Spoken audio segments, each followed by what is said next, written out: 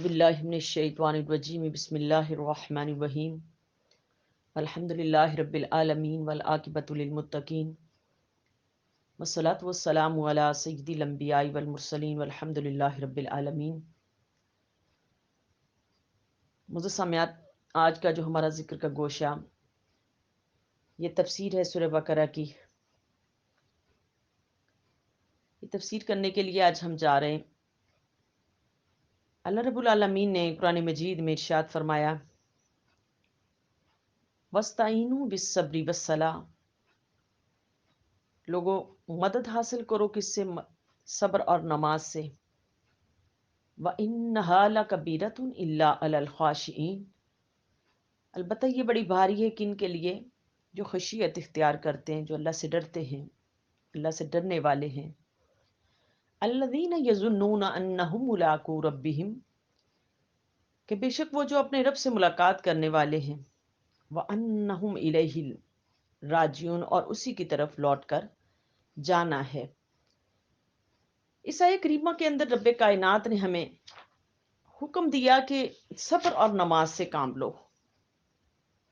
صبر اور نماز سے، کہ صبر اور نماز سے کام کر لینے کا حکم دیا یہاں پر۔ وَاسْتَعِینُوا بِالصَّبْرِ وَالصَّلَاةِ، یہاں سے کہ بار یہاں پر جو استعانت یا صلہ کے طور پر آیا ہے، اور پھر فرمایا کہ صبر اور نماز کے ذریعے مدد لینا اللہ سے۔ صبر اور نماز، صبر کا معنی ہے روکنا، صبر کا معنی روکنا،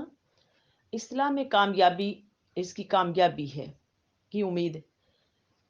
اصطلاحی معنی اس کا ہے کہ کامیابی کی امید کر رکھنا، اور مصیبتوں پر برقرار نہ ہونے کو صبر کہتے ہیں یہاں پر۔ اور صبر کی 3 قسمیں ہیں: مصیبت میں صبر کرنا، عبادت اور طاعت کی مشقتوں پر صبر کرنا، اور ان پر نفس کو جو نہ جما کے رکھنا، اور گناہ سے اپنے نفس کو بچانا، گناہ سے کی طرف مائل ہونے سے بچانا۔ تو یہ 3 طرح کے جو نا صبر ہیں اس سے بچانا۔ آگے فرمایا کہ بے قراری اور بے چینی کا اظہار کریں، تو جب دل بے قراری اور بے چینی کا اظہار کرے تو اس وقت اس دل کو اپنے رب کی طرف لگانا، یعنی کہ اس آیہ کریمہ کے اندر دل کا مجاہدہ کروایا جا رہا ہے، نفس کا مجاہدہ کروایا جا رہا ہے۔ اور یہ حکم بنی اسرائیل کو، اور آیتیں جو ان کا ربط پچھلی آیات کے ساتھ ہے، لیکن امت مسلمہ کے لیے بھی یہ حکم ہے کہ امت مسلمہ اب تم بھی آپ کے دل کی بیماریوں کو اپنے اندر سے ختم کرو، نفس کی بیماریوں کو ختم کرو۔ کس کے ذریعے؟ صبر اور نماز کے ذریعے۔ اب یہ جو بے قراری انسان کے اندر پیدا ہوتی اور وہ اس کا اظہار بھی کرتا ہے کسی سے، تو رب کائنات نے کہا کہ اس کا اظہار کسی سے کرنے کی بجائے مجھ سے مدد مانگو۔ یہ پہلی قسم کا صبر ہے، یعنی کہ جیسے بندہ سردی کا موسم ہے، اور سردی کے موسم کے اندر جیسے وضو کرنا بہت مشکل ہے، اور پھر جب بندے کے پاس مال ہو اور اس مال کی زکوٰۃ نکالنا جس طرح بہت مشکل ہے، کہ دلی چاہتا کہ میرا مال نکلے، تو اس کے اوپر بھی بندہ صبر کرتا ہے، اور صبر کر کے جو نہ سردی میں وضو کرتا ہے اور اپنے مال کی زکوٰۃ نکالتا ہے۔ اور دوسری قسم کا صبر کہ اللہ کی طاعت پر صبر کرنا، یعنی کہ گناہ، اب معاشرے کے اندر دیکھیں کتنے گناہ پھیل چکے ہیں، جس طرح ہماری خواتین کی زندگی کے اندر، اب دیکھیں معاشرے کے اندر جو کچھ چیزیں جو بہت زیادہ بے حیائی کی طرف چلی جا رہی ہیں، اور بے حیائی کی طرف جا رہی ہیں، تو ان کو دیکھ کے اس چیز کی خواہش کرنا کہ کاش میں بھی ایسے کر لوں، لیکن اللہ کے خوف سے، اللہ کی خشیت سے اس چیز سے ابھی ڈر جانا اور رک جانا، ان گناہوں سے رک جانا، گانے سننے سے رک جانا، ڈرامے، فلمیں، ایسی چیزیں دیکھنے سے بچ جانا، اپنی آنکھ کو گناہ سے بچا لینا، اپنے نفس کو، اپنے دل کو گناہ سے بچا لینا۔ تو یہ دوسری قسم کا صبر ہے۔ جس طرح ہم دیکھتے ہیں کہ آج جو تاجر ہیں، سود خور تاجر ہیں، اور وہ کیا کرتے ہیں کہ سود پہ کاروبار کر رہے ہیں، پیسہ دیتے ہیں اس پہ، اور بڑے مزے سے اس کا کاروبار کر رہے ہیں۔ لیکن ایک تاجر ہے جو تجارت کر رہا ہے ایمانداری سے، لیکن وہ اس گناہ سے بچ رہا ہے۔ تو یہ کیا کہ اللہ کی اطاعت پہ صبر کرنا۔ تو بعض علماء کرام فرماتے ہیں یہاں صبر سے مراد روزہ ہے، کیونکہ اس سے بھی نفس کی خواہشات سے روکنا ہے۔ اگر سے نماز جو ہے نا روزے پر مقدم ہے، لیکن اس جگہ روزہ مقدم ہے نماز پر، تو فرمایا کہ صبر ہر مقام کا ایک علیحدہ ہے، کہ جہاد میں نہ بھاگنا صبر ہے،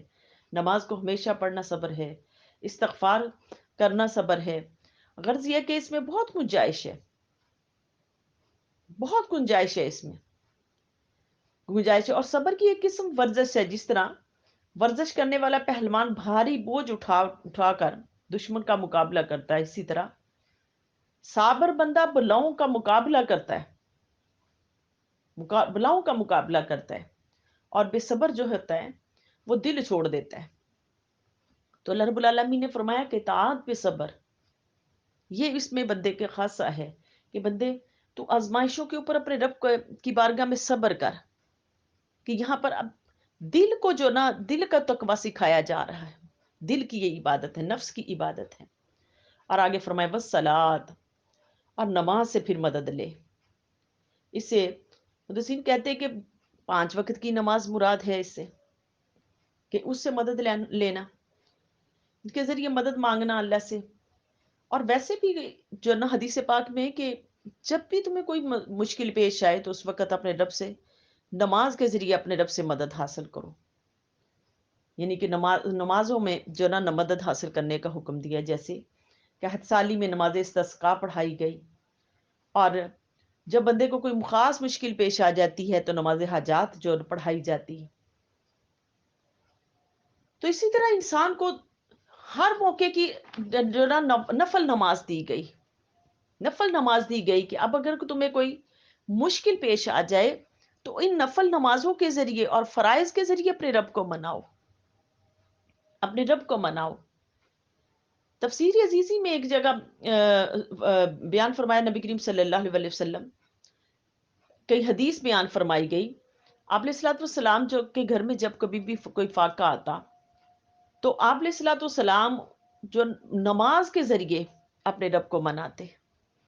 نمازوں میں زیادہ مشغول ہو جاتے۔ اور حضور علیہ الصلوۃ والسلام کا معمول مبارک بھی اس طرح تھا کہ حضرت ابن عباس رضی اللہ تعالیٰ عنہ فرماتے کہ جب آپ کے فرزند حضرت ماریہ قبطیہ سے جو جن کی ولادت ہوئی تھی تو ان کا وصال ہو گیا، تو آقا علیہ الصلوۃ والسلام نے اس وقت بھی نماز سے مدد لی، کہا کہ میرا دل بڑا غمگین تھا تو میں نے اپنے رب کو منایا اس نماز کے ذریعے۔ تو اس وقت یعنی کہ غم جب بہت شدت کا ہو، اس وقت بھی نمازوں کے ذریعے، عبادات کے ذریعے اپنے رب کو مناؤ۔ اور فرمایا کہ صبر اور نماز کے ذریعے پھر اس سے وسیلہ لینا، یہ بھی اللہ رب العالمین کو بڑا پسند ہے، کہ حدیث پاک میں ہے حضور صلی اللہ علیہ وسلم نے ارشاد فرمایا کہ بنی اسرائیل میں 3 شخص جب وہ سفر کرنے کے لیے چلے، تو سفر کرنے کے لیے چلے تو راستے میں طوفان آیا، اور وہ طوفان سے پناہ لینے کے لیے غار میں چھپ گئے۔ تو وہ طوفان نے اس غار کا منہ بند کر دیا، ایک بڑا بھاری پتھر اس غار کے سامنے آ گیا، تو اس نے جو اس کا منہ بند کر دیا۔ اس پر سب نے اپنا اپنا ایک نیک عمل اللہ کے حضور پیش کیا، ایک نے اپنے والدین کی خدمت کا نیک عمل پیش کیا، دوسرے شخص نے اس نے جو نہ گناہ سے بچنے کا نیک عمل اپنے رب کے حضور پیش کیا، اور تیسرے نے کسی بندے کا جو مزدوری تھی وہ مزدوری اس نے اس کا اسراف اچھا کیا، اور اس کی مزدوری کو بڑھا کے اس کے مال کو بڑھایا، اس نے وہ اپنا عمل اللہ کے حضور پیش کیا، تو اللہ پاک نے اس مشکل میں نجات دے دی۔ تو یہاں پر فرمایا کہ اپنے نیک اعمال جب بندہ یہ کرنے شروع کر دیتا ہے، یعنی کہ نماز اس کی اتنی کامل ہو جائے، صبر اس کا اتنا کامل ہو جائے، تو پھر وہ اس صبر کے وسیلے سے اللہ سے دعا مانگے۔ تو یہ رب کائنات کو بڑا پسند ہے یہ چیز، کہ صبر کے وسیلے سے اپنے رب سے دعا مانگنا۔ تو اس آیت مبارکہ میں پھر کچھ فائدے جو نا بندے کو ملتے پھر اس آیت سے، اور یہ فائدے کیا ہیں کہ حدیث شریف میں آیا کہ علم مسلمانوں کا دوست ہے، اور حلم یعنی بردباری اس کا وزیر ہے، اور عقل اس کا رہبر ہے، اور تواضع اور نرمی اس کا بھائی ہے، اور صبر اس کا لشکر کا جرنیل ہے۔ اور جس طرح بغیر جنرل کے کوئی ملک فتح نہیں ہو سکتا نا، اور اسی طرح صبر کے کوئی مشکل حل نہیں ہو سکتی۔ اور دوسرا یہ ہے کہ دنیاوی کاموں میں بغیر صبر کے کوئی مدد نہیں حاصل ہو سکتی، کوئی مدد نہیں حاصل ہوتی۔ تو رب کائنات تیسرا یہ ہے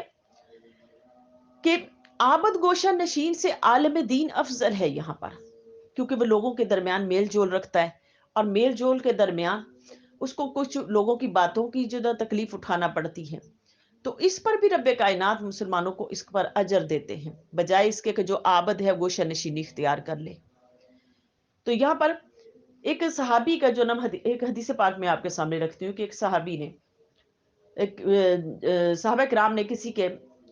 جو نا ایک صحابی نے حضور علیہ الصلوۃ والسلام کے زمانے میں ایک پہاڑ کی غار میں گوشہ نشینی اختیار کر لی۔ تو سرکار دو عالم صلی اللہ علیہ وسلم نے پوچھا ان سے کہ یہ صحابی کدھر ہیں؟ تو کہنے لگے، صحابہ کرام نے فرمایا کہ یا رسول اللہ صلی اللہ علیہ وسلم وہ فلاں غار کے اندر جا کے انہوں نے گوشہ نشینی اختیار کر لی ہے اور عبادات کرتے ہیں۔ اگلے صلوات والسلام نے ان کو بلایا اور بلا کے فرمایا کہ تم جو مشقتیں برداشت کرتے ہو نا، لوگوں کے درمیان رہ کے جو تم مشقتیں برداشت کرتے ہو، ان مشقتوں کے اوپر تمہیں جو 60 گنا زیادہ تمہیں اجر عطا کیا جاتا ہے۔ یعنی کہ ان مشقتوں کے اوپر کہ جو تم نے لوگوں کی طرف سے مشکلات پیش آتی ہیں، باتوں کی طرف سے مشکلات پیش آتی ہیں، اس پہ تمہیں زیادہ اجر دیا جاتا ہے۔ اور چوتھا یہ کہ اپنے رب سے بذریعہ اعمال دعا کرنا، اس سے بھی دعائیں قبول ہوتی ہیں۔ اور پانچواں یہ کہ مسلمان جو نہ آخرت میں اللہ رب العالمین کا پھر ان کو دیدار ہوگا، جو دنیا میں اپنے رب کو اس طرح یاد کرتے ہوں گے کہ اللہ پاک نے قرآن مجید میں فرمایا ملاقو ربہم، کہ اللہ ان سے ملاقات کرنے والے ہیں۔ اور چھٹا یہ کہ نماز بھاری ہے کن کے لیے؟ منافق کے اوپر، کیونکہ حدیث پاک میں حضور صلی اللہ علیہ وسلم نے ارشاد فرمایا کہ عشاء اور فجر کی نمازیں یہ منافقین کے اوپر بڑی بھاری ہیں، منافقین پہ بڑی بھاری ہیں، کیونکہ وہ غفلت کی زندگی اختیار کر کے کھڑا ہے، تو اس لیے یہ نمازیں عشاء کی نماز جو ہے وہ لمبی ہونے کی وجہ سے نہیں پڑھتا، اور فجر کی وہ سونے کی وجہ سے نہیں پڑھتا۔ تو رسول اللہ صلی اللہ علیہ وسلم نے فرمایا یہ منافق پر بڑی بھاری ہیں یہ نمازیں، لیکن جو اللہ رب العالمین کا جو نا کے ساتھ محبت کرنے والا ہے اس کے اوپر بھی قطعاً یہ بھاری نہیں ہے نمازیں۔ تو اس لیے کیا فرمایا کہ پھر وہ جو اپنے رب سے ملاقات کرنے والے ہیں، اور کیا کہتے ہیں کہ ان للہ و انا الیہ راجعون، بے شک مولا آپ ہی کی طرف سے آئے ہیں اور آپ ہی کی طرف لوٹ کر ہم نے جانا ہے۔ تو پھر ان کا ٹھکانہ کیا ہے؟ ان کا ٹھکانہ رب کائنات کے ہاں ان کا ٹھکانہ بہت اعلیٰ ہے کہ جو اپنے رب کو منا کے جاتے۔ تو اس آیت کے اندر رب کائنات نے انسان کو صبر اور نماز کے ذریعے مجاہدہ کرنے کی تلقین کی کہ اے انسان صبر اور نماز کے لیے سے مدد حاصل کر۔ تو اللہ رب العالمین کی بارگاہ اقدس میں میری التجا ہے کہ اللہ پاک